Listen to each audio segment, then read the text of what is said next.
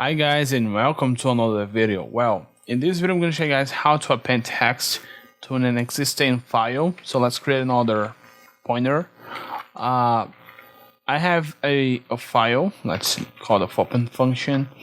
I have this file called file.txt from the last video, and now we're going to append some more text by using the A character, so we can append text. Okay, so you're gonna do the same as before, but this time we're gonna append text. So if you call fputs, let's say this text was appended. Okay, appended new line, and then fp, and if you call fclose to dispose this file, let's do this.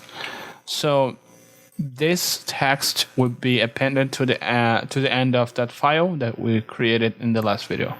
So let's execute. Let's go back to that file, and now we should see that this text was appended as I said before. Okay, so this is how you append text using C. Okay, I hope you guys enjoy. See you guys next time.